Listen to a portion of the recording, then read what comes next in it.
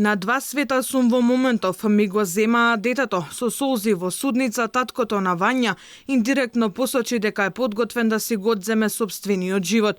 Постојано бил под седативи, а во затворот во шутка му била вршена и тортура за да го признае делото за кое се товари. Јас сум на 2 света во моментов. Едното дете се наоѓа тука, другото ми го земаа. Не ми е битно каде ќе ја дочекам оваа разрешница. Кога ќе се донесе одлуката, ќе донесам лична одлука. Дали ќе се придружам на постарата ќерка.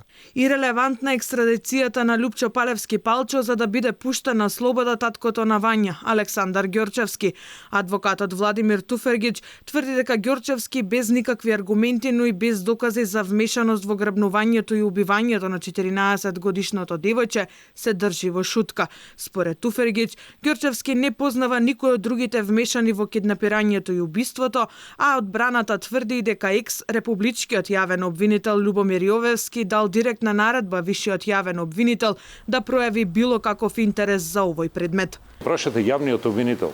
Јас такви сознанија немам, ниту јавниот обвинител ме удостоил она што е негова законска обврска да ми ги предочи доказите и ако на тоа се повика при сослушувањето на Александар, кое сослушување е видео снимено, и до ден денеска не постапил по тоа барање и повторувам, подолг временски период немам апсолутно никаков контакт, иако сум барал, ако мене ме прашате како бранител, е потпуно ирелевантно дали и кога ќе се случи. И дали ќе се случи или нема да се случи екстрадицијата.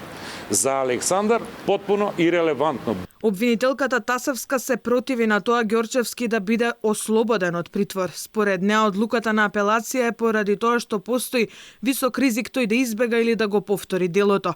Лупчо Палевски Палчо е осомничен дека бил планерот, организаторот и реализаторот на двете убиства. Велибор Манев, Боре Видевски и Владко Кешишев се осомничени за киднапирањето и убиството на двете жртви. Александар Ѓорчевски, таткото на убиената Вања, се сомничи дека му дал информации на Палчо поврзани со времето кога неговата ќерка ја напушта зградата и оди на училиште. Последниот осомничен е Стефан Димковски, возачот на Палчо од Белград до Бели Кесир, кој кривичен го пушти на слобода, бидејќи како што посочија, за кривичното дело за кое се товари, 3 месеци е максимумот за продолжување на притворот. Малолетната Вања и велешанецот Панче беа пријавени за исчезнати на 27, односно 24 ноември, а на 3 декември беа пронајдени мртви во близина на Скопје и Велес.